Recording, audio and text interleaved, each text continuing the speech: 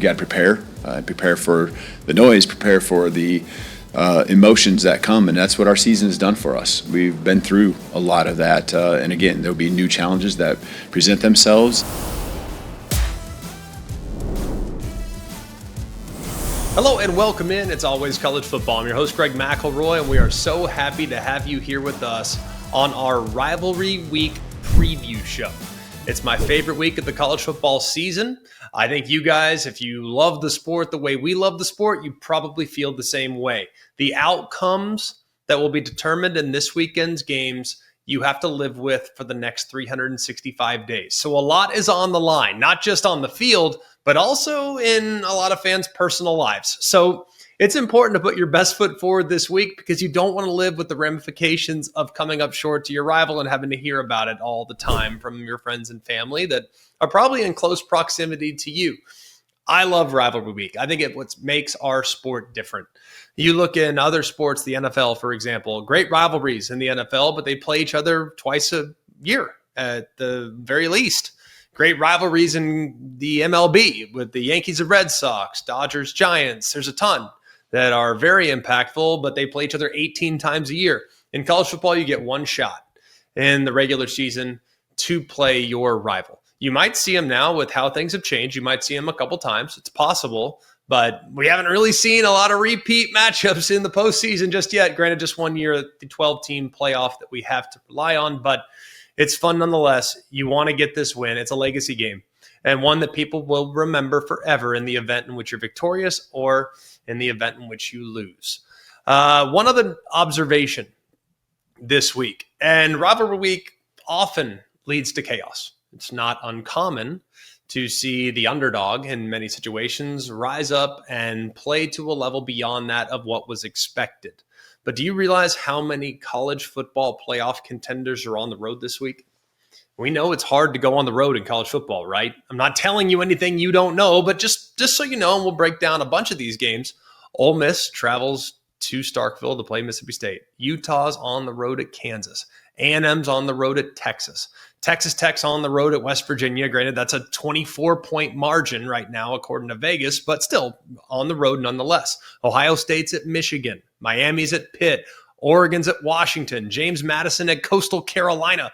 I don't even know if that's a rivalry, but James Madison's a playoff contender, and they're on the road against a pretty average Coastal team. Auburn's at Alabama. SMU's at Cal. Notre Dame is at Stanford. So a lot of shakeups that could happen this week. And by the way, there's one other that I think people have made some mistakes with this. Georgia is not on the road this week. That's a neutral site game at Mercedes-Benz Stadium. So if you think Georgia's going to Georgia Tech, that's not the case. We could have a bloodbath this weekend. That could absolutely happen with some of the favorites traveling to hostile settings and gotta have it situations. What more could you possibly ask for? I wouldn't be surprised if we revisit this conversation on Sunday morning and we have had some chaos in the 48 hours prior to our show getting released on Sunday. Before we get into the previews, if you would, just go ahead and subscribe to the podcast wherever you get the podcast. Doesn't matter where. Go and leave a rating, leave a review, whatever you want. It's all good. And if you're here with us via the ESPN College Football YouTube page, keep it locked in there as well. A lot of great content coming out, both around the games, leading up to the games, and after the games as well. So let's kick things off on Friday, where we have a ton of great college football to kick off the weekend. The Ole Miss Rebels travel to Starkville, Mississippi to play the Mississippi State Bulldogs. This game's 12 o'clock Eastern time on ABC. Ole Miss is around a touchdown favorite. It is the 122nd iteration of the Battle for the Golden Egg, or better known as the Egg Bowl. Davis Wade Stadium is the site, and Ole Miss enters this contest with a 10-1 record and a real path to the college football playoff, win and in. Something they couldn't do last year with probably a slightly superior roster. On the other side, it's Mississippi State, second-year head coach Jeff Lebby, who, by the way, has done a great job, I think, at Mississippi State. Getting them to 5-6 this year was a significant jump from where they were, but man, bowl eligibility is big. And what was a year where you want to show growth, 15 extra practices that accompany a bowl berth could be big for a program that leans heavily on development. Losing 5-7 finish would lead to a long and bitter off season. However, the on-field breakdown has been overshadowed by a massive off-the-field variable, and that's the future of Ole Miss head coach Lane Kiffin. And there's a lot of reports that are linking him to vacancies at several jobs, whether it's LSU, Florida, you name it. The psychological fortitude for the Rebels will become a primary variable in how this game could be determined. So it leads us to question one. Will Lane Kiffin's job status prove to be a distraction? This is without question the biggest key. And it might as well be. And the players have addressed it. The staff has addressed it. And the fact that people are wondering about where Lane Kiffin's going to be heading or if he's heading anywhere at all, it's reached fever pitch to the point where the AD has to make a statement talking about a meeting that will go down on Saturday, an announcement that will go down on Saturday. And while Keith Carter he's the AD, he's publicly stated that it's all about the Egg Bowl right now. It's hard to ignore what's going on and the impact it could have on the Ole Miss roster. I mean, players are hyper aware of the news cycle, so the narrative around the head coach possibly leaving could lead to some volatility with their emotions. But I think it can go one of two ways. It could lead to apathy, which the team is feeling abandoned, or maybe their focus drifts a little bit, and it leads to some mistakes or lapses in focus. That's one way it could go. The other way it could go is the quote, last dance motivation, right? Kind of like the Bulls in the 90s where they rally around. It serves as kind of a galvanizing factor around Lane Kiffin for one final run towards the college football playoff berth and possibly a national championship. So I don't know which way it's going to go, but that's definitely one of the biggest questions of the game is how does it impact the Rebels and does it impact them at all? Question two, can Mississippi State stop the run? Because Ole Miss is powered by one of the best running backs in the sport, Kewan Lacey, and he's been amazing. A historically good season for the Rebels, over 1,100 yards. He's got 19 rushing touchdowns. He's already broken the single-season record that was held by Quinshon Judkins, and he enters into the Egg Bowl coming off a career-best performance just a couple weeks ago where he goes for nearly 225 and 3 touchdowns against Florida. So he's peaking at the right time. And on the other side, it's Mississippi State. Their defense, things have gone down pretty significantly the last few weeks, especially against the run. Against Mississippi State, for Mississippi State all year, they're giving up almost 200 yards a game on the ground. It's in the hundreds. It's not good. And opponents have found the end zone 16 times against the Bulldogs, and they're giving up chunk yardage. One thing that's particularly notable is what happens to them in the third quarter. Because if you look at the first half, they're giving up less than 4 yards per carry, or less than 4.5 yards per carry, about 4.3, thereabouts. In the third quarter, things balloon to where they're giving up over 6 per carry. That's 134th. So it's the third quarter where things start to go sideways. So is this because of fatigue? Potentially. It's because of a lack of depth? Potentially. It's adjustments? Potentially. Sure. All those things factor in, and gap integrity becomes less than stellar. And this is an Ole Miss team that uses a lot of tempo. And maybe that tempo does lead to early fatigue for the Bulldogs, which could become very problematic if they can't stop the run. Question three, how will Ole Miss account for Brennan Thompson? Now, the Bulldogs, their passing game rests heavily on the shoulders of Brennan Thompson, who's been one of the best receivers in the sport so far this year, over 850 yards through the air, 7 touchdowns. And if the Bulldogs are going to continue to kind of keep up in a game that could become a bit of a shootout, Thompson has to get the ball off. Short routes, intermediate routes, deep balls. He's got great speed. He is a tremendous vertical asset. So that's one element that the Mississippi State offense is going to have to continue to find ways to get him the ball in blank shape, and their quarterback's going to be looking his way early and often, going against an Ole Miss secondary that hasn't been bad this year, even though they had to replace a lot of production. They're in the top 25 in passing yards a game given up. Question number 3. Will Mississippi State be able to hold up in protection? Now, Mississippi State's greatest vulnerability is probably the offensive line, as evidenced by them giving up 37 sacks. That's among the top 10 in the country, as far as not a list that you want to be highly ranked on, by the way. And there's a bit of a situation surrounding the health of their tackle, Albert Reese, who is probably their best offensive lineman. He missed the Georgia-Arkansas and A&M game earlier in the year. He did come back against Missouri, played nearly 100 snaps, so hopefully he'll be good to go. And Ole Miss is not what they were a year ago when it comes to their defensive line, but they still have guys up front that can hurt you if the offensive line protection is not sound. Question 5, will Trinidad Chambliss deliver in a high-pressure environment? Because that's what kind of happened last year. It wasn't good. If you look at Jackson Dart, he did not play well against the Florida Gators. It was very disappointing against the Florida Gators, and that's why they were ultimately left out of the college football playoff. Well, now Trinidad Chambliss, he has played with tremendous efficiency this year, tremendous ball security. His season totals are great from an interception to touchdown ratio.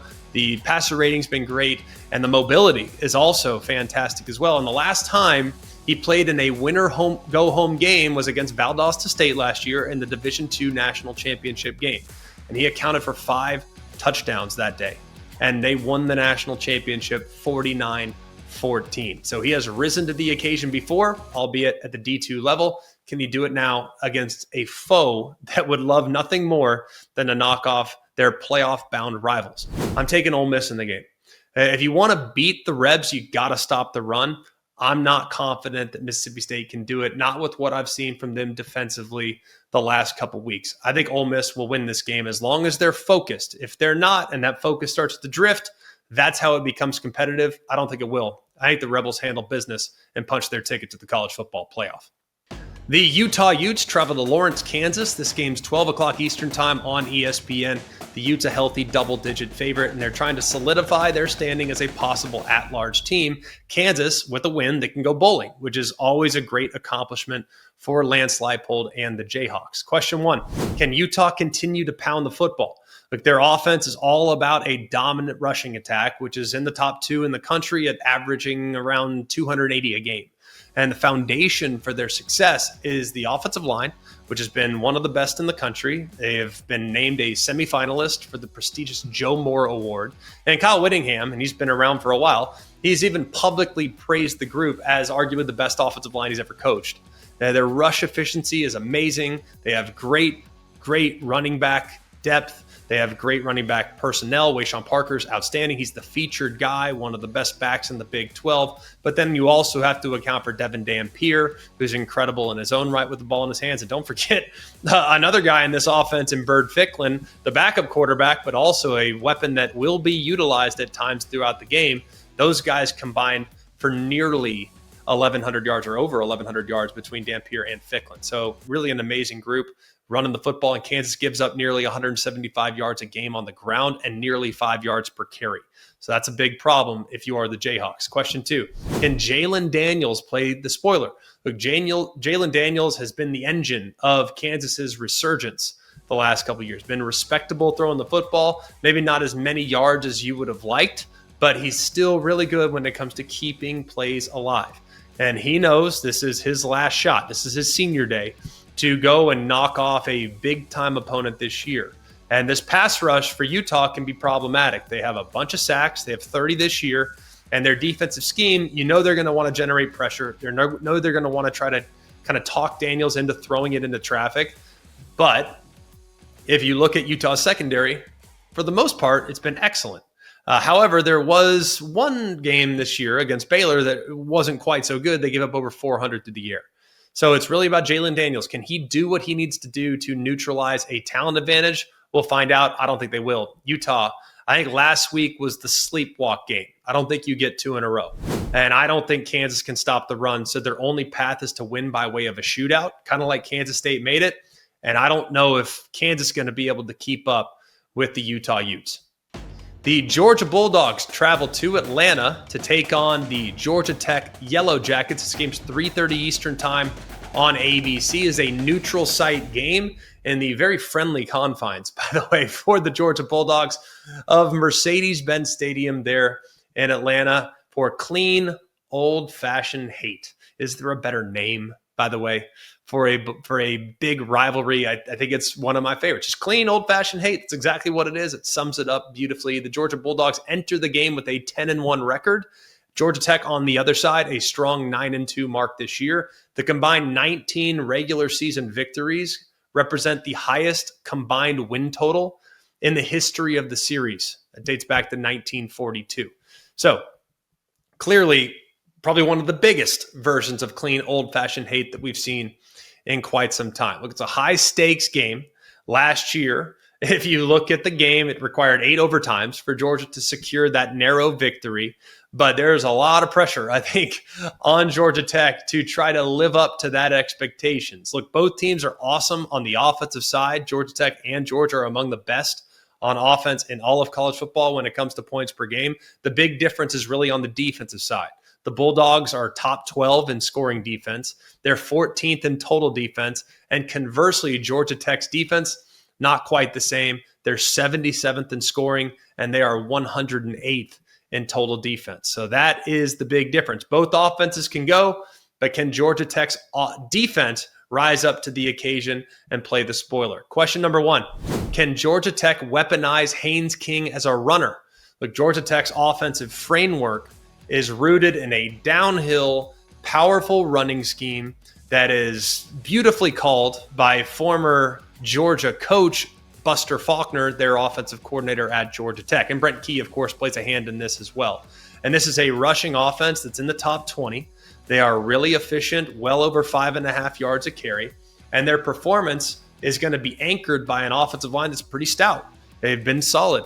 They don't allow a lot of sacks. They're pretty good when it comes to controlling the line of scrimmage against most competition that they've faced so far this year. But the success of the rushing attack is almost always linked to what Haynes King is trying to be. He's big, he's physical, he's not a facilitator. He is their primary rush threat. He is the guy that scares you the most when trying to game plan for this Georgia Tech offense. He's a bruiser, and he will capitalize on zone reads. He'll utilize designed runs.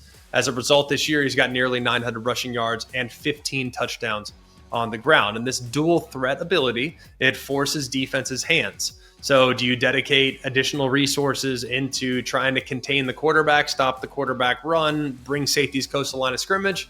Well, if you do that, well, now you maybe leave some vulnerabilities on the outside that Haynes King hasn't always taken advantage of, but might have to if they're going to pull things off in this game. And Georgia's defensive system is amazing against the run. They've always been great against the run. First and foremost, with Glenn Schumann and Kirby Smart, they want to stop the run. That's why they're top 5 in the country when it comes to stopping the run.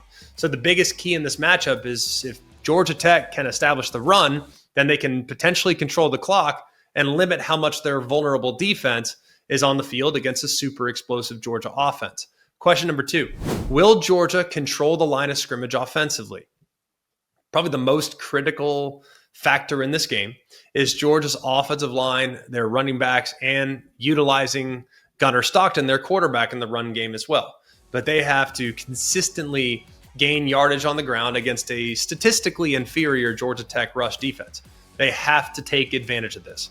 Georgia Tech has been exposed at times, giving up about 170 a game on the ground. So Georgia's offense is going to have to test and just exploit this through methodical drives. They have to wear down this Georgia Tech defense. If they can wear this defense down with a sustained physical rushing attack, that could potentially open up for bigger holes in the second half. And we've seen this Georgia offense explode in the second half at times when the run game starts to get going and start to physically wear down the opposition. So this Georgia offense, man, they have to control the line of scrimmage. And that's why I fully expect Georgia Tech to do whatever they have to do to try to stop the run. Leads us to question number 3. How will Georgia Tech sell out against the run and still stop the pass? Because that's one area we know what Georgia wants to be. They want to run the football. They want to pound it. They want to do all those things. But one area where Georgia has continuously gotten better all throughout the season, there's been some really high points for Gunnar Stockton in this passing attack. We've seen super high points against Tennessee.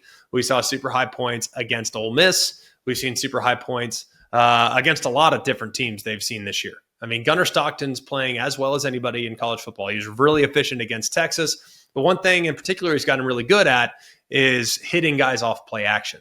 So if Georgia's selling out against the run, well, guess what? Here comes the play action game, and now these wide receivers with Branch and with Thomas and these tight ends, they're going to be able to hit you down the field and create big plays. And that's one thing that Georgia Tech's defense has struggled with so far this year. They've given up 59 plays that have gone for 20-plus yards this season. That is 121st in college football. And their pass defense across the board is triple digits. So they're going to have to be really good. And I don't know, they're going to pick their poison. They're going to kind of guess from play to play. Like, hey, this play we're stopping the pass. You got to hope they throw it. This play we're stopping the run. You got to hope they run it. I think that's going to be really important for Blake Gideon, the defensive coordinator for Georgia Tech. Question 4. Can Georgia Tech manufacture some explosive plays? They've been one of the best in the country this year at doing that. They have 68 plays that have gone for 20-plus yards. That's top 7. And after the Tennessee game, Georgia has improved greatly in this area. They're not giving up as much when it comes to big plays.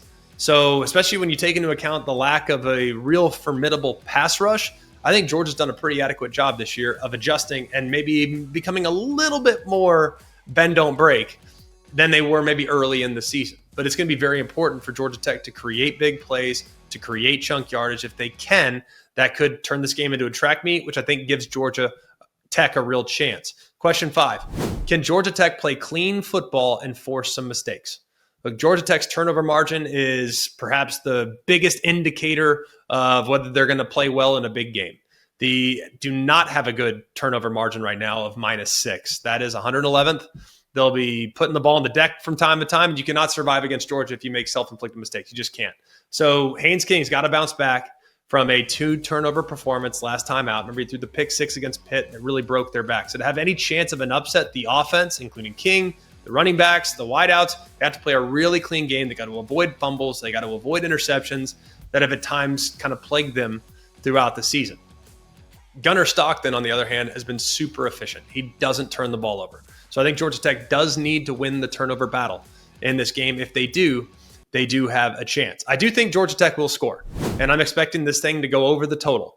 But I don't know if they have enough defense to keep them in the game for 60 minutes. And the only way I see Georgia losing this game is if they beat themselves.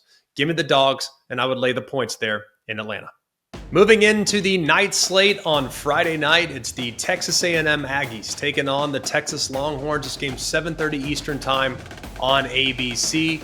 I'm from Dallas-Fort Worth. I love this rivalry, always have, and it will be an honor to be on the call alongside Sean McDonough and Molly McGrath. This is a bucket list game for me. As a kid, grew up watching it on Thanksgiving and the week of Thanksgiving.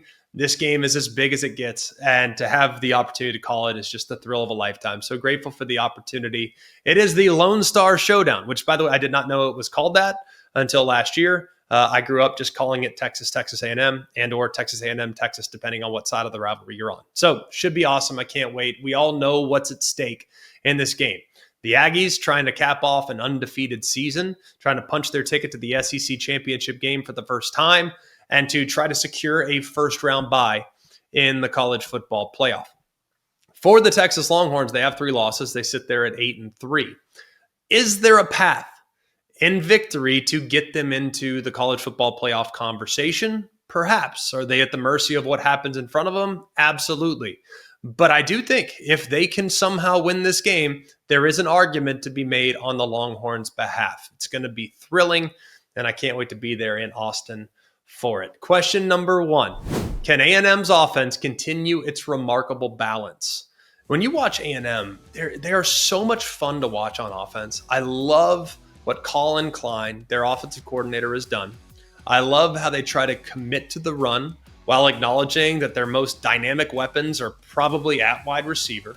And their quarterback has yet to really been used as a real run threat. He's done it, but it's not really a huge part of his game right now. But I think in gotta-have-it situations, as this offense continues to evolve in the playoffs, in the SEC title, I think Marcel Reed, his ability to keep you honest with his legs, is going to become a real focal point of what this offense develops into.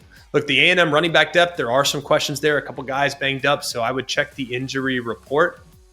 If a Le'Veon Moss might be able to return, what that could do for A&M's offense, because we know that Colin Klein wants to lean on this offensive line. He wants to lean on this rushing attack, but they are running into a really good rush defense for the Texas Longhorns. So in that scenario in which the run game is for the most part ineffective, how much will the short passes, catch and runs, all those other things, how much will that be a factor in how Colin Klein tries to attack Pete Kwiatkowski's defense? This is just a great matchup of good versus good as far as the personnel is concerned. Question number 2, can Texas's pass rush affect Marcel Reed? Look, Texas, they have one of the best pass rushes in the country. They are really well distributed too amongst their key personnel, which makes your protection very complex. Because, for example, if I dedicate all my resources in protection to slowing down Colin Simmons, well, guess what? There's still Anthony Hill that can come off the other side. There's still Ethan Burke. There's still Brad Spence. There's still a bunch of other guys that can beat you. So you can't focus too much of your attention on one guy. If you do, then you potentially leave the other side open to potentially be taken advantage of. So I think that's going to be very, very interesting, is that Texas, they don't have a concentration of talent. They can create substantial pressure without blitzing, and they can do it with a bunch of different bodies. And the Texas A&M offensive line, they are fantastic. I mean, if you look at their performance this year, the depth that they have, the continuity that they have, you can just tell these guys have played a lot of football together. And it shows. They have tremendous depth.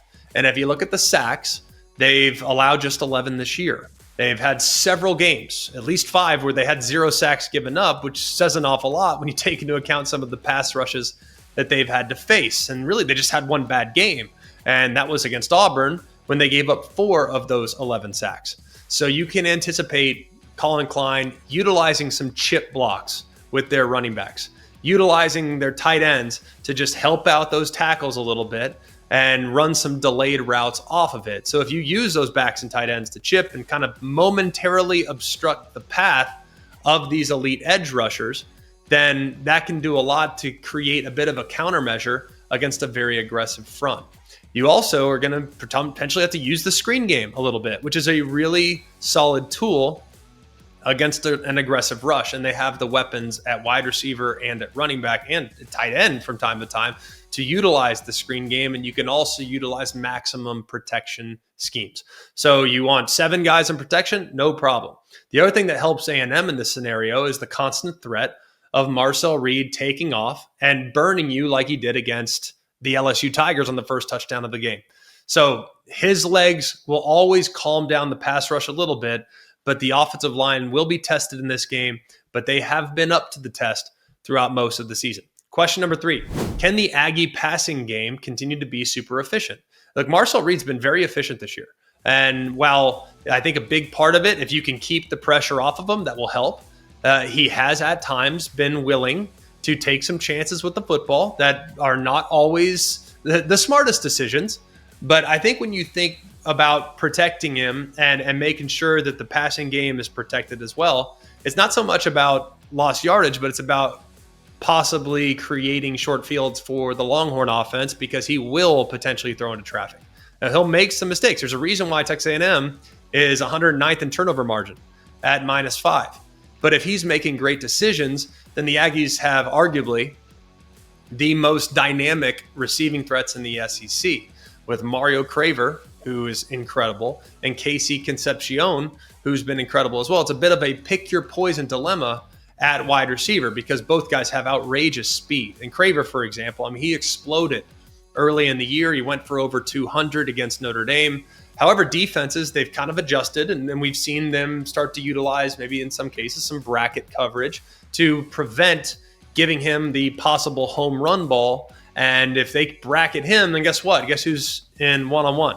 That means Casey Concepcion is in one-on-one. As a result, you've seen that bracket lead to a slight dip in production over the last handful of games, but that's going to be a big key. Will Texas dedicate more resources to one receiver over the other, or do they just kind of balance things out and just create one-on-ones with help on both guys? That's a huge question going into the game, because if you look at Concepcion, he actually leads the team in touchdowns. He leads the team in receiving yards, and he should probably be positioned as the kind of the intermediate vertical throws and try to leverage some of the attention that Craver might deploy. So Texas's secondary, which by the way has not been great this year, they're giving up nearly 250 a game. They're triple digits in passing yards allowed. They haven't been as good in the back end as they've been in years past, but it all starts really with the pass rush to take some of the pressure off their coverage guys in the back end. Question 4, how much will Texas commit to running the football? because Texas's run game has not been great this year, just over 120 yards a game. And they're going against a really good run defense in A&M. It's top 25 unit. So you got to use the run game, though, to keep the pass rush honest. So Quintravion Wisner, he's got to be used functionally. You can't expect to just gash him for 250 on the ground. That feels pretty unlikely. But you got to, on first down, hand it just so that A&M defense isn't dedicating 100% of their focus on creating pressure against Arch Manning. That's the one thing about this A&M defense. They have given up a few chunk runs. They're an aggressive group, and as a result, sometimes their aggressiveness has been used against them. They've given up 49 carries that have gone for 10-plus yards. That's 67th. And remember, this is a top 25 run defense statistically, but they have given up 10-plus yard runs on 49 separate occasions. That ranks 67th. They've also given up 16 carries of 20-plus yards. That's 94th. So might not be the need to kind of drive and paper cut with the rushing attack. It might require just 1, 2, maybe 3 big runs, and then the approach defensively from A&M might have to adjust. Question number 5. Can Texas find the answers against the nation's best third down defense? A&M's third down defense, which allows just 21% conversion, is insane. Guys, they are unbelievable on third down. It's so much fun to watch them. They are so aggressive. Their schemes are amazing. They have incredible personnel that can rush the quarterback. Cassius Howell's a game wrecker. They have a few other guys that can also take over the game as well. So Texas cannot live in third and long. They have to be able to generate positive yardage on first and second down to create manageable third and short, third and medium opportunities. It'll also require their offensive line to hold up in protection, because anytime you lose yardage on first and 10, now you're behind the sticks. Now you're in trouble, because that third down defense, when it gets on the field, you might as well punt. It's just, they're that good. So you better be mindful of that if you are the Texas Longhorns. And then question 6, can Arch deliver a signature performance? Now, in the last 4 games, he's quietly starting to play at a really high level. Now, a lot of people will point to, well, who was it against? I think Georgia's a pretty good defense. And if you look at his touchdown interception ratio in the last 4 games, he's got 11-2 touchdown interception ratio. We haven't seen him run as much the last few games. Remember, he had the concussion against Mississippi State. And since that game, we haven't seen much as far as the quarterback scramble or design quarterback run or zone read pulls. We haven't seen much from him there, but it's always in there. And it does feel like his confidence level is steadily getting to the point where he could deliver a performance for the ages. So we'll see if Arch can deliver a signature performance, which he'll have to do if Texas wants to win the game. Then that will be very interesting as well. I will not make a pick, but once again, I continue to reiterate, this is an honor to call this football game, and I look forward to being there alongside Sean McDonough and Molly McGrath from Austin. Last full Saturday of the regular season in college football, man, it gets kicked off with Ohio State at Michigan.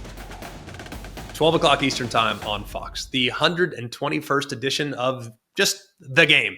That's all you got to call it. It's just the game. We all know what it is. It's the Ohio State Buckeyes, ranked number 1 in the nation. They are unblemished, 11-0 record.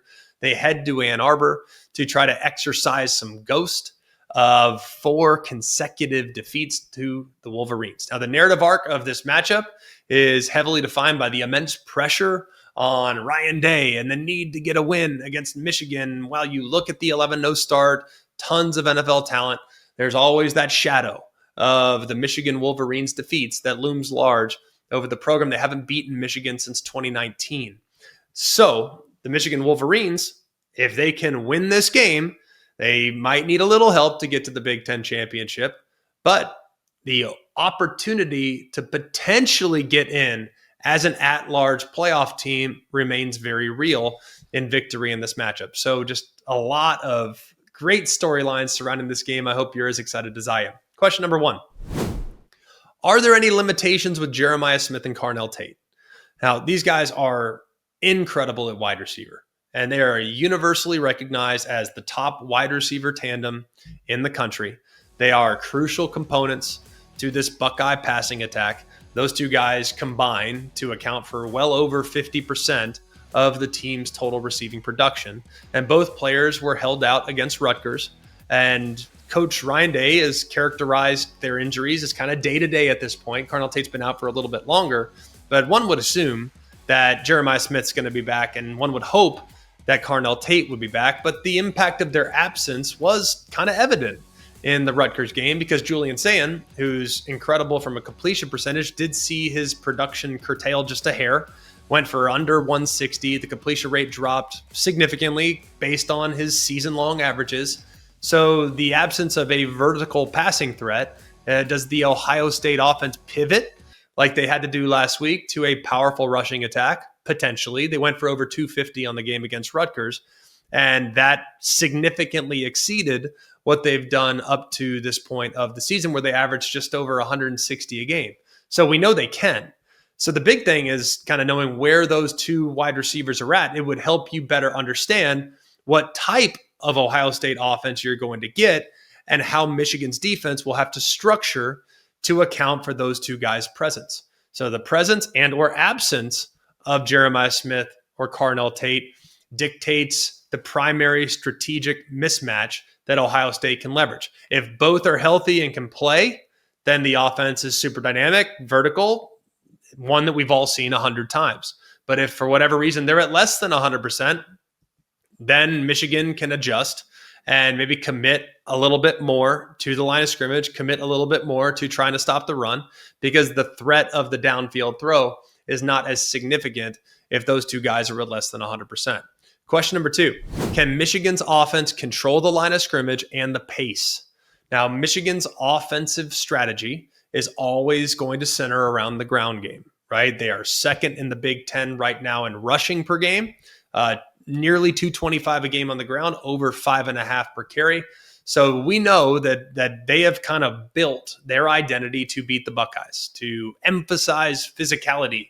And that's kind of what people have pointed to the last couple of years by saying, well, Michigan, they are built to beat the Buckeyes, and their success relies on leveraging an offensive line that is rugged and physical to sustain drives and to control the clock.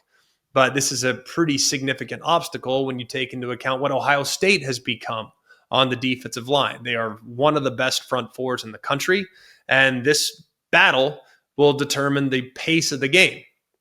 If Michigan can successfully establish the run, average over 4 yards a carry, then they will definitely achieve their objective by maximizing time of possession and limiting the total number of offensive possessions that Ohio State's high-powered attack would utilize. That's how they've won the last couple years. But if the run game is contained, if the run game stalls, and the offense is in third and long situations, then that scenario forces Bryce Underwood to try to throw it against a really opportunistic Ohio State secondary and a defense that is elite on third down. So running the ball and controlling the pace, controlling the clock for Michigan is of the utmost importance. Question 3, can Michigan's pass rush impact Julian Sayin? Now, Julian Sayin has been phenomenal this year, and he has operated this offense with a surgical efficiency that I could have never anticipated with his first year as a starter. I mean, he is next level compared to what was expected. Some of the throws he executes, the holes and the windows that he's able to exploit with his accuracy, it's ridiculous. That's why he's one of the best in the country from a touchdown interception ratio. That's why he leads the country in completion percentage. He's not been asked to manage the game as much as he's been asked to just elevate the offense through elite processing speed and next level accuracy. Now, he can manage the game. He does a great job of that. And when that's all that's needed, that's all he'll do, just like last week. But if he needs to elevate, he's shown that he can. And he has demonstrated poise throughout the entire season. But Don Martindale, Wink Martindale, the defensive coordinator for Michigan, he's known for bringing exotic blitz packages. He's known to confuse young quarterbacks. And while Sayin's been amazing this year, this will be by far, I think, his biggest test that he's seen so far, when he actually might have to shoulder the burden of creating some offensive production. Now, Michigan has 28 sacks this year, pretty good. They're in the top 25. And Ohio State's offensive line has been great. They've given up very little pressure. This will be against some of the best defensive linemen they've faced. And they've seen some great ones already. They've seen Texas. They've seen Penn State. They gave up 0 sacks in those games. So I think Ohio State's offensive line will be up to the task.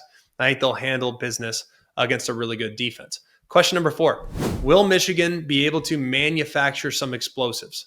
Now, without Justice Haynes, who has been amazing in transferring up from Alabama, averaging over 7.5 a carry, over 850. Didn't play the entire season, been sidelined for the rest of the regular season.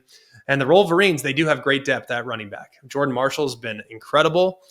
We've seen Kuzdal step up last week and deliver a really impressive performance as well. I think the explosiveness in their run game does take a slight step back with the absence of Justice Haynes. So that's something to be mindful of. Hopefully Marshall, hopefully others can create explosives on the ground, but Haynes being out there would have been really beneficial in a game like this. I do, however, love what I've seen from Andrew Marsh. I mean, he has really become impactful for this team. He's got a ton of juice. He can really break you down. He can get behind you. He can create with the ball in his hands. And he's become a go-to guy in the passing game, and his speed jumps off. When you watch him, I mean, you can really tell that he's playing at a different speed than most of the guys that he's been playing against. And the other thing you got to take into account is that Bryce Underwood, their quarterback, really mobile. And a mobile quarterback can really assist in creating some explosive by making plays off schedule.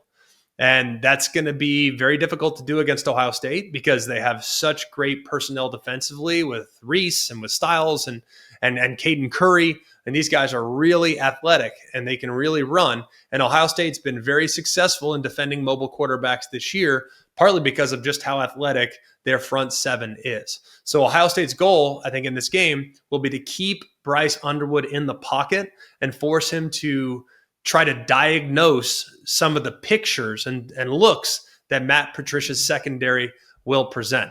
Question number 5. Who gets off to a better start in this game? To me, this game is all about the start. It's probably, of all the games in college football this year, this one might put the biggest premium on performance in the first 2 drives for each team. If it's a slugfest early and for whatever reason it's 0-0 at the end of one, then things could start to get maybe a little tight on the Ohio State sideline. And then if Michigan jumps them, then the crowd will come alive and the Ohio State sideline will be subconsciously thinking, they won't be saying this out loud, but they'll be subconsciously thinking like, oh, here we go again. And then if Ohio State jumps them, I just don't think Michigan's the type that can throw their way back into a game or to erase a significant deficit. So I think the start in this game is of significance for both sides. And I feel like Ohio State's been working towards this game for 4 years. They have tried to go out of their way to develop a more physical, more balanced, more complementary team that peaked in the playoff last year and that has carried over from the start into this season. Yes, there's new faces. Yes, there's a slightly different identity. There are more pathways to victory for this version of Ohio State, but they must dictate the terms of engagement in this game. If they don't, and they fall into Michigan-style game again, then it will be a really close ball game. I don't think they will. Give me the Buckeyes. I'd lay the points in Ann Arbor. I think they're just a vastly superior team. Miami travels to Pittsburgh. This game's 12 o'clock Eastern time on ABC. The stakes are immense.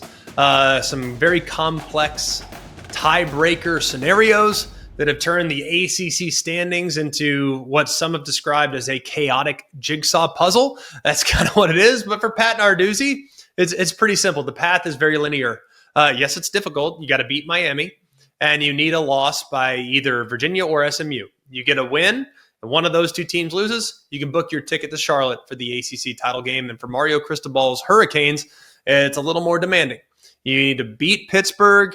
You need losses by Virginia, Duke, SMU to kind of vault your way into the title game. So beyond the conference hardware, by the way, Miami is actually fighting to preserve its standing as a possible at-large candidate for the CFP. And that would obviously be done if they lose this game and would deliver them a 9-3 record. That won't be enough to get them in. Now, Miami is sitting there ranked well in a pretty good spot. And if they can somehow get a convincing victory and be measured against a liked opponent against Notre Dame beat Pitt convincingly a couple weeks ago. Maybe Miami does the same. Who knows? We'll see how it all works out. But all things considered, this is massive because the Hurricanes do have that head-to-head against Notre Dame.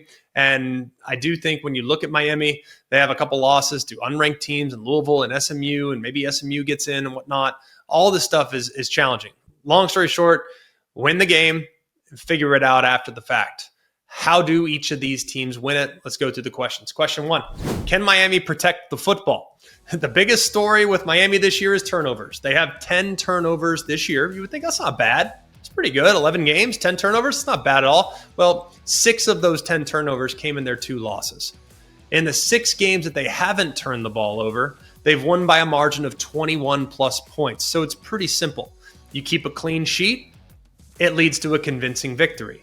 You turn the ball over, things get really complicated really fast. And the good news for Pitt, they've forced 19 turnovers this year. That's top 20 in the FBS. Question number 2, can Pitt hold up in protection? There is a real threat in this game that Pitt's offensive line could get overwhelmed. They've given up 36 sacks this year. They've struggled at times against groups that are a lot more human than Miami.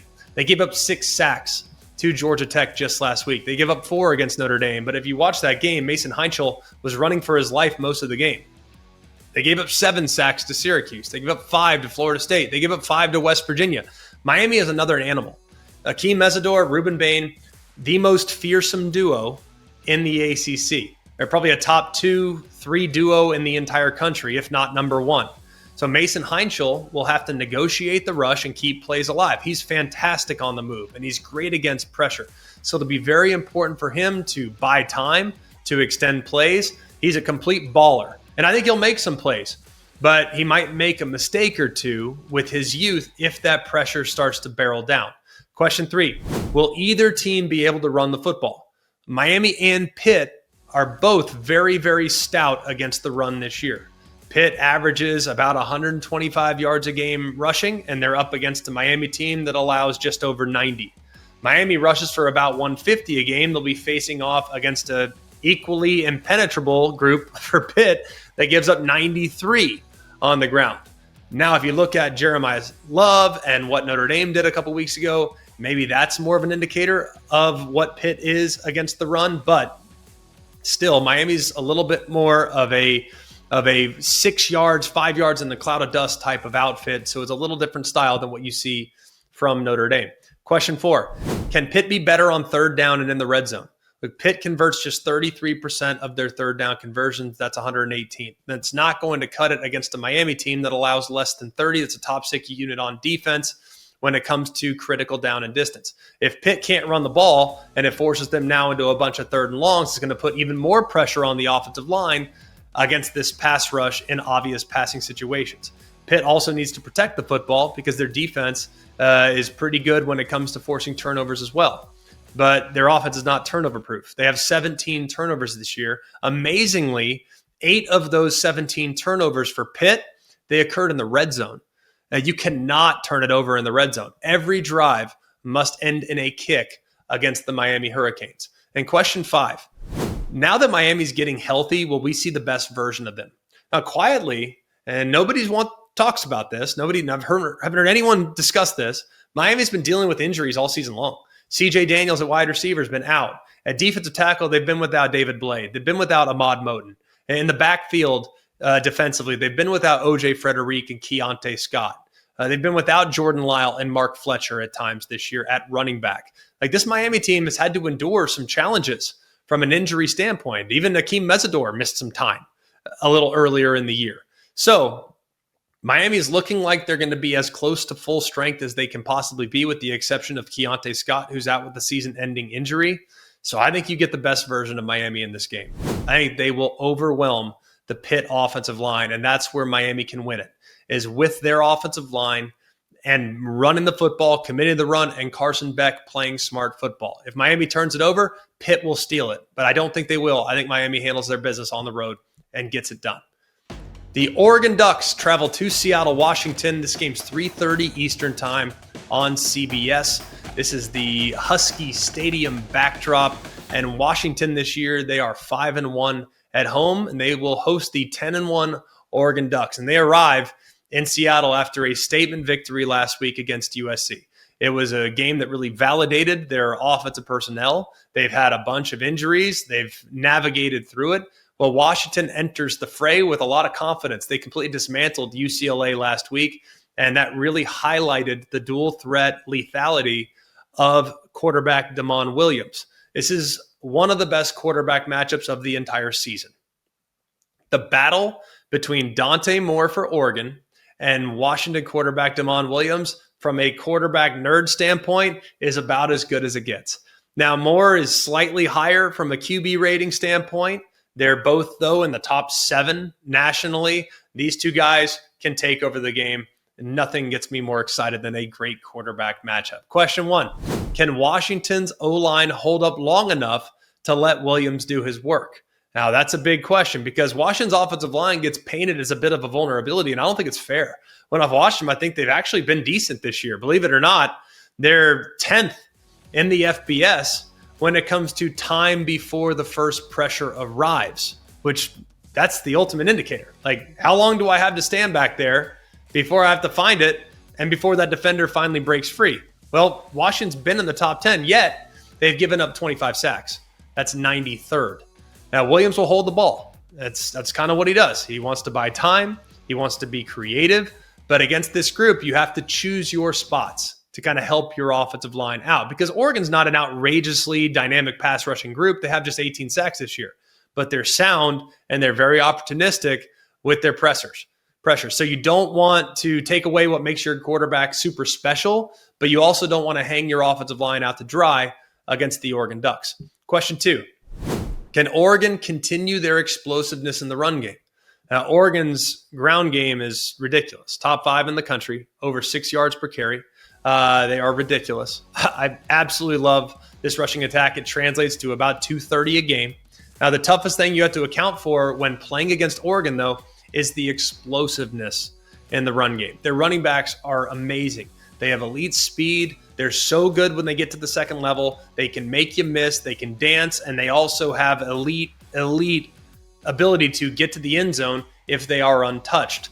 They have 28 carries that have gone for 20-plus yards. That's second in the FBS. So Washington won't completely stop them. It's going to be very hard to stop them. Everyone's tried and failed for the most part. But what you can't do if you're Washington is you can't give up the 30, 40, 50-yard run. That's where Oregon kills you. The good news for Washington is they've allowed just 6 carries this year to go for 20-plus yards. That's top 10. So they've been very good when it comes to limiting explosives on the ground, and they're going to have to be at their very best in a game like this. Question number 3, how much will Washington lean on the run game? Look, Jonah Coleman is one of the most underrated backs in the FBS, but he's been a little limited the last couple weeks. He had just 5 carries against Wisconsin before he got banged up. He missed the Purdue game with that knee injury. He had just 4 carries against UCLA. He was wearing that knee brace. He didn't look like he had the same burst. Now, Adam Muhammad filled in admirably the last 3 weeks and peaked in productivity against UCLA, where he went for over 100 yards. It'll be really tough sledding, though, against one of the best defenses against the run in the FBS. Oregon allows just over 100 yards a game on the ground and just over 3 yards per carry. Question 4, can Washington's passing attack create problems for Oregon? Now, Oregon does have a talent advantage in some spots, for sure. But Damon Williams can be the best player on the field on any given Saturday. And if you haven't watched him, he gives you some Kyler Murray vibes. I mean, he's that kind of player. And at full strength, they have a really good wide receiver core. Now, the health of Denzel Boston is imperative. He rolled his ankle against Wisconsin. He missed Purdue game. He played just 3 snaps against UCLA. So him being back and at close to 100% is of vital importance. Now, in his absence, Desmond Roebuck has filled in pretty admirably as the number 1 guy. Went for over 100 last week. Has shown the ability in the past to kind of step up when his number is called. They also, Vines Bright has also missed some time. They have a tight end that can also get involved in the passing game. And don't forget, Jonah Coleman can beat you out of the backfield catching the ball as well. And this Oregon secondary has been great all year. And their best attribute is they don't give up big plays. That's why they're one of the top 3 pass defenses in the country. I do think Washington has the juice, though, to make it tough. But you still got to go out there and do it. I'm taking the upset in this game.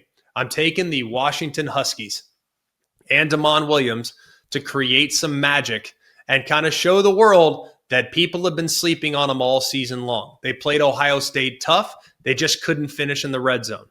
They had to settle for 2 28-yard field goals. If they can somehow turn those field goals into touchdowns, it might have been a different conversation. I think they'll be able to do that against the Oregon Ducks.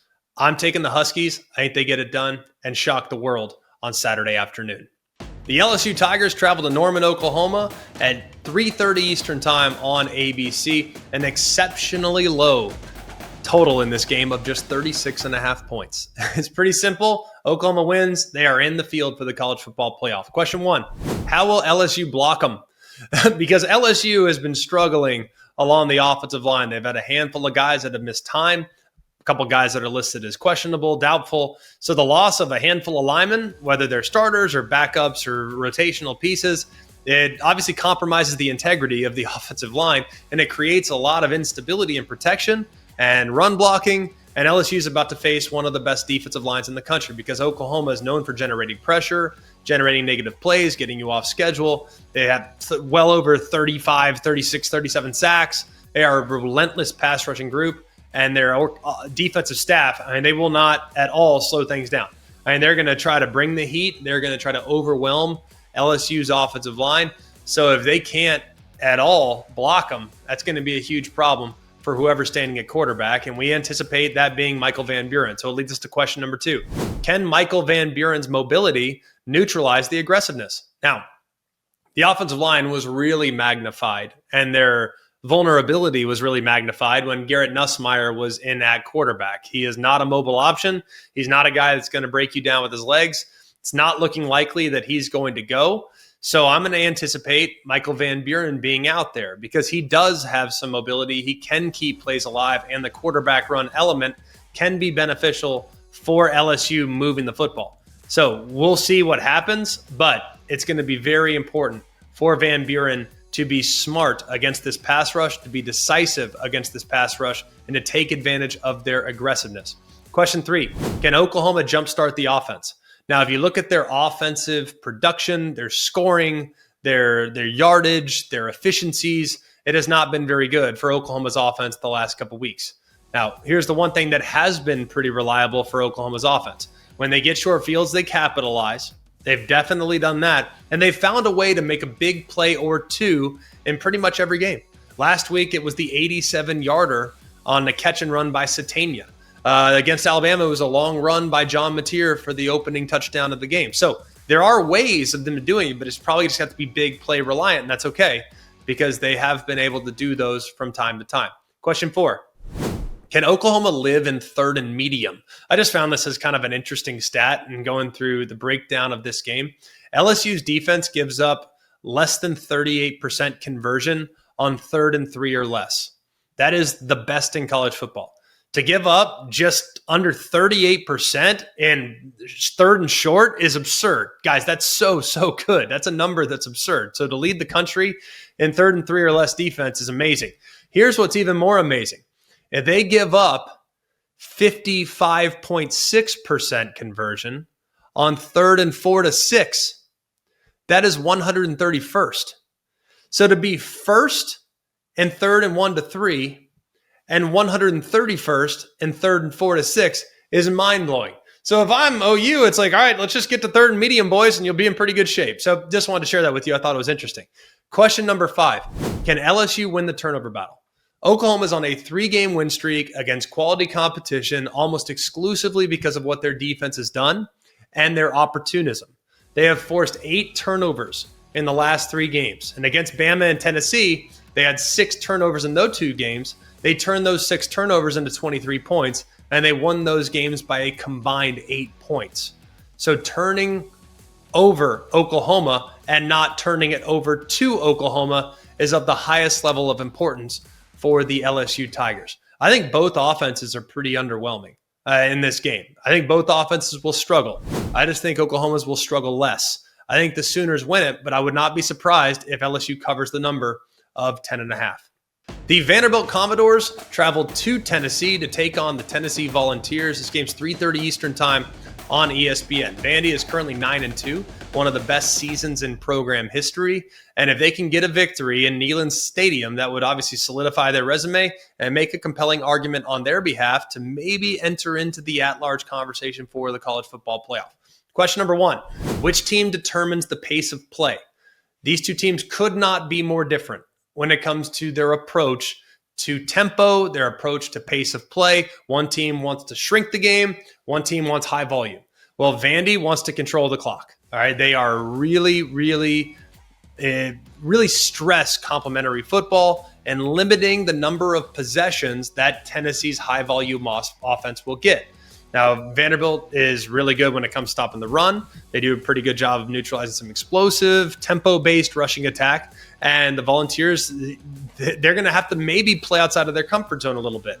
So the ultimate objective for Vandy here is to starve Tennessee's offense of opportunities. And they can do that by playing defense with their offense and using that high-efficiency offense to control the clock. There's a reason why they're one of the best in time of possession, and they excel when it comes to third down. When they get to third down, they stay on the field. It only continues to see that clock churn. So that success is going to lead to a lot of benefits for Vanderbilt. If they can win on third down, they can hold the ball and they can possess the ball, because Josh Heupel, we know what he is. RPO-centric, spread, tempo attack that relies heavily on a successful ground game, creating a lot of leverage for explosive play-action passes, and their entire rhythm is about playing fast. And their time of possession is struggles as a result. They're 127th in the FBS when it comes to time of possession. So one team wants to speed it up, other team wants to slow it down. Who can dictate the terms? That will tell you a lot about who's going to win the game. Question number 2, will Tennessee's defensive line be able to contain and pressure Diego Pavia? Now for Tennessee, the defensive line, they gotta consistently generate interior pressure, because Diego Pavia is really good. If you get too aggressive, especially on the edges, he could take off. He's got over 650 yards rushing, and he's really good with the completions. And if you have uncontained pressure, he can take off and kill you. And I think Josh Heupel has kind of talked about this already. He notices the importance of kind of pushing the pocket and collapsing the pocket, because that can impact his vision. I think that is very important. You also can't allow Diego Pavia to escape horizontally, because that's when things become really problematic. So the objective for the Volunteers front seven must be disciplined and contained interior pressure. If the defense loses containment, then Pavia can extend the play, and it turns what would have been a sack into an unexpected big play or a scramble drill completion that puts Tennessee's biggest vulnerability to the forefront. Question number 3, can Diego Pavia continue to play at a high level against a gettable secondary? Now, the game features very explosive quarterbacks. Diego Pavia and Joey Aguilar have been amazing, and both defenses against the pass have not been great. So the team that wins this one is probably going to have the offensive line that does the best job in protection and the quarterback that avoids making the critical mistake. And if you look at what Diego Pavia did against Kentucky, he set a program record with nearly 500 yards through the air. And he's kind of entering this game at the highest level of confidence and the highest level of form. So I think one thing it's going to be interesting. He's a confident guy. He's going to want to go out there and he's going to take on all these opportunities. And if this thing becomes a shootout, I think he's up to the task of making it very, very interesting, because this will challenge Tennessee's secondary. And the secondary for Tennessee this year has had some problems all throughout. They're young. They've had some ups and downs. They've had some key guys that have been out all year, and they need to keep their eye on their star tight end, Eli Stowers. Eli Stowers for Vanderbilt is a significant mismatch. He's second nationally among tight ends with over 700 receiving yards. He's great in space. He's great utilizing leverage. He can beat man coverage. He's a guy that you always have to account for, and you can tell that Pavia and Stowers have great rapport, so stopping and limiting Stowers in this game is of significant importance. Question 4, will Joey Aguilar be able to keep pace? I think Aguilar has done a great job this year. High-octane offense, a lot's put on his shoulders. He's got really good weapons on the outside. Chris Brazel's been outstanding for him. But a lot of his success is going to be dependent on the offensive line, giving him a little time, and creating some big plays down the field. If Aguilar can manufacture those explosive plays, I think they can be a real problem. But Vandy's also missed some tackles as well. So just simple catch and runs could be advantageous for Tennessee as well. Question number 5, will this game be determined in the red zone? I think the answer to this question is yes. Field goals will not win this game. When you get in the red zone, if you're Vandy or if you're Tennessee, you must score touchdowns. So that is probably the biggest part of this game. And the Volunteers so far have not been great in the red zone on defense. They're allowing opponents to score on nearly 90% of their trips inside the 20. So that shows you that it is of the utmost importance for them to be at their best in this game. I don't think they will. I think Vandy will get this thing done in Neyland Stadium. I think they're the more complete football team. Tennessee has the higher ceiling, and their passing attack might be able to expose Vandy's secondary. But I think Vandy can control the pace by running the football. I think Vandy can capitalize on a couple mistakes that Tennessee might make defensively and win what should be a very exciting game. The Alabama Crimson Tide head to the plains of Auburn, Alabama, to play another edition of the Iron Bowl. This game is 7:30 Eastern time on ABC. Look, Alabama enters Jordan-Hare with a better record, and a win secures their spot in the college football playoff and in the SEC championship game. But a lot of this game and a lot of this breakdown will center around the venue itself. And look, the Iron Bowl moved out of Birmingham in the late 80s, and Alabama has not been as good in Jordan-Hare as one would like if you're looking at it from an Alabama standpoint. They're just 7-10 in Jordan-Hare. And the Crimson Tide, they have won the last two trips to Auburn in 2021 and in 2023, but both required fairly improbable last-minute heroics, including a game-tying touchdown drive by Bryce Young and 4 overtimes where they won in 2021, and a 4th and 31 completion in 2023 that has always been a reminder of just how insane this game gets, especially on the plains.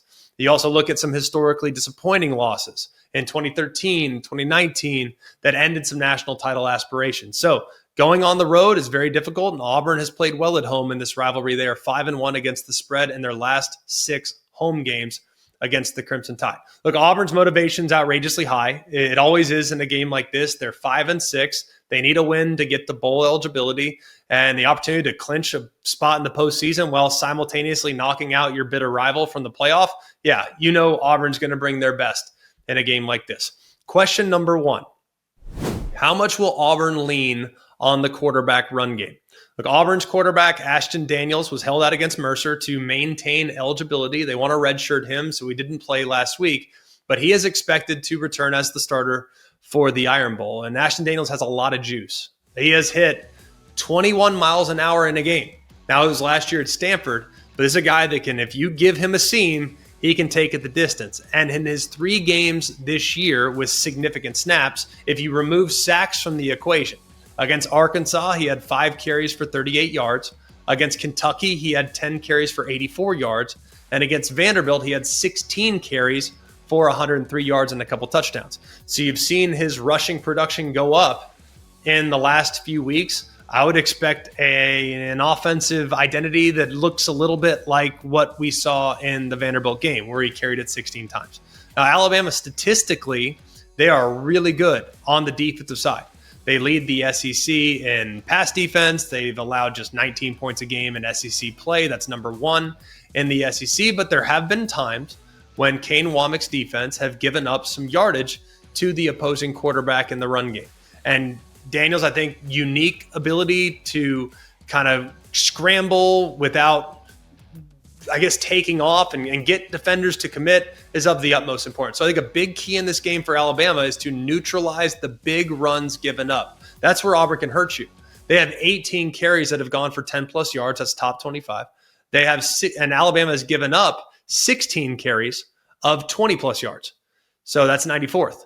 So it's going to be very, very important for everything in this game, for Alabama not to give up the big plays on the ground and for Auburn to try to create them. And if you look at Alabama, they've given up a couple of games, right? 2 for Tennessee, 2 for Oklahoma. Mizzou had 2. Vandy had 2. Georgia had 5. So it'd be very important for Auburn to create those explosives on the ground and for Alabama to limit those explosives. Question number 2, how much will Alabama try to run the football? Now, this sets up a direct confrontation with Alabama's own challenges running the football. They've averaged just over 3 yards per carry in conference games. Now, Auburn's defense, they have shown occasional statistical weaknesses and situational efficiency early in the year. They have been championship caliber along the defensive front all season long. They excel at stopping the run. And in SEC play, they've been very effective. And they've played some great rushing attacks, too. They've played against Georgia. They've played against Missouri. So if Auburn's defensive line with Keldrick Falk kind of win the battle up front and hold Alabama below their already modest rushing average, then it could alter the dynamic with what Alabama tries to attack Auburn with. Now, Keldrick Falk, he's the leader of the defense. He's going to be kind of all over the place. He's going to be on the inside. He's going to be on the outside. They'll move him around and try to create advantages for him. And Alabama is going to have to know where he's at all times. And if Auburn can contain the rushing attack, that puts a lot of pressure on the shoulders of Ty Simpson and the passing attack. Alabama is going to have to at least be somewhat patient with the run game. If they abandon the run too soon and they become too much leaning on the passing attack, then the pass rush, I think, can be impactful. But if they just lean into the run game a little bit and just keep Auburn honest with their own rushing attack, it will keep them out of third and long situations and will keep Auburn's defense just a little bit off balance. Question number 3, how will Alabama's offensive line hold up in protection against Auburn's pass rush? I think Auburn has an elite run-stopping unit. They are really good up front, stopping the run. What about the pass rush? Do you feel like they can get home on the edges against Caden Proctor, who's at left tackle? Against the center, Parker Brailsford, who's a little banged up, didn't play last week. They've moved some pieces around on the right side of the offensive line. And pass protection for Alabama, it's got to be paramount in this game. And whatever it takes, whether it's extra blockers, max protect, moving the line of scrimmage, moving the launch point, helping the tackles, the line's ability to maintain a clean pocket for Ty Simpson to allow him the necessary time to go through his progressions and to kind of mitigate the pressure that can occasionally lead to turnovers is very important. It's also very important for Ty Simpson to protect the ball. In the event in which he takes a sack, which is going to happen, it might happen in this game a couple times. Well, he's got to protect the ball when he does take that sack. He went 5 straight games with a sack fumble lost and has held it a little bit too long at times, and notably against Oklahoma in the second half, a little bit against Vanderbilt. So he's got to get the ball out and be very decisive against a really good defense. Question number 4, can Auburn's passing attack and tempo create some problems for Alabama's secondary? Now, Auburn's averaging just 190 yards a game through the air. That's 106th. But there's really only been one game that you can really use when going into this matchup, and that was a game against Vanderbilt. Because this current staff, I mean, Hugh Freeze no longer there, DJ Durkin the interim, this current staff really only has one game to evaluate against quality competition. Now, you could say you can use the Mercer game, but the Mercer game to me is not indicative of what you might get in this matchup. It was the Vanderbilt game. That's the one that's the most impressive, and it was a very impressive performance against Vandy. They threw for 353 yards in that game on 46 attempts. They had 5 passing plays that went for 20-plus yards. I think most people look at their weapons, they think to themselves, oh man, they're unreal. They should be great throwing the football. And Cam Coleman's one of the top weapons at wide receiver in the FBS. Eric Singleton's got great juice. Malcolm Simmons has had some great moments in the slot for quite some time. And in this game, they probably played with a lot more tempo and pace than they used at any point of the season. That was the game against Vanderbilt. Now, Alabama's pass defense has been great all year. They allow less than 150 a game. That's top 4 in the country. So how much will the tempo that Auburn utilized against Vanderbilt carry over in this game? And how much will those weapons for Auburn's offense, their wide receivers, play a role in this game, as well as a huge question going into it. Question number 5, will Alabama's pass rush create problems for the Auburn offensive line? Now, here's one of the biggest challenges. Auburn's quarterbacks have taken 41 sacks this season. That's 3rd most in the FBS. Now, a lot of the blame is pointed to Jackson Arnold, who was the starting quarterback for a while, and frankly to Hugh Freeze, which is totally fair. But Ashton Daniels did get sacked 7 times against Kentucky. So Ashton Daniels has played a role in this as well, but Hugh Freeze was a big part of the offense against that Kentucky team. So maybe it's going to be different now with Derek Nix calling the plays. There have been only 2 sacks a game since against Vandy and Mercer, so that's encouraging. Alabama's pass rush, though, has quietly gotten much better as the season has gone along. And with the return of Quay Russaw on one side, Yanze Pierre on the other, you actually have 2 guys that can get it off the edge. So that might be something to watch in this game as well. And then finally, question number 6. Can Ty Simpson get back on track? If you watch him all year, he has done a great job bouncing back. If you look at the Florida State game, it wasn't his best game. But in the games after that, he played at an outrageously high level. If you watch the Oklahoma game, where he started really, really well in that game, didn't play quite as decisively in the second half, he's going to have to play great in 60 minutes for this ball game to go in Alabama's favor. Jeremy Bernard, Ryan Williams, Lottie Brooks, Isaiah Horton, those are tremendous weapons on the outside. And with Auburn, you will see a decent amount of man coverage, especially on third down. So those guys are going to have to win on third down, and they certainly have the personnel to do it. One other issue in this game for the Tide is the potential absence of Josh Cuevas at tight end. He missed last week's game. Allegedly, he had a foot injury in practice. If he's available and he's ready to go, that would be a huge boost to the Crimson Tide because he has been a safety blanket all year for this passing attack. But I think Ty will play great in this game. I think the coaching staff will have him ready to roll, which is why I'm taking Alabama to win the game. I think lost in the bounce back that we saw against Vanderbilt from Auburn's offense is the fact that Auburn's offense has still been very up and down all season long. I think Auburn's defense will come to play, which is why I think this game will be very close and competitive. But still at this point, I'm having a hard time trusting Auburn's offense because there's been way more bad tape than there's been good tape. And I think Alabama's defense, they definitely possess the potential to make that bad tape come to the forefront yet again. Finally, because Kubiak is making me, Notre Dame at Stanford, 10:30 Eastern time on ESPN. Is going to be a really intense breakdown. Stanford gives up a lot of yards through the air. They are 135th in passing defense, giving up nearly 285 a game.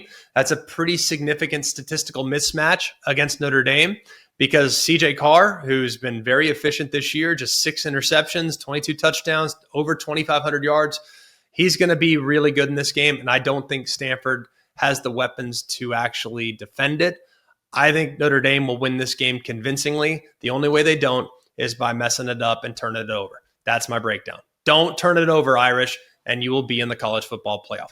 That'll do it for us here at Always College Football. Very much appreciate those of you that have been with us throughout the regular season. We hope you're as excited about rivalry week as we are. It's going to be an incredible 48 hours of college football starting on Thursday night, going all the way through Saturday night, deep into the night when Notre Dame is playing on the road at Stanford. That game, like I said, kicks off at 10:30 Eastern time. So we'll be up till 1, 2 in the morning. Looking forward to it. Can't wait to be on the call for Texas A&M and Texas as well. It's going to be amazing. So I hope y'all enjoy it. I hope you guys have a wonderful Thanksgiving as well. Thank you for all you've done for us here in our 4th season doing Always College Football. It's been a joy. We celebrate the sport. You guys love the sport. And we're glad that we get to navigate this path together throughout what's been a tremendous 2025 regular season. So for all of us here at Always College Football, we are thankful for you. For Mark, Jake, Jack, the other Jack intern, Sam, I'm Greg. We hope you have an amazing day. And remember, it's always college football. Hey guys, it's Greg McElroy. Thanks for watching Always College Football. Make sure you like, rate, and subscribe to ESPN's YouTube channel and wherever you listen to your podcasts.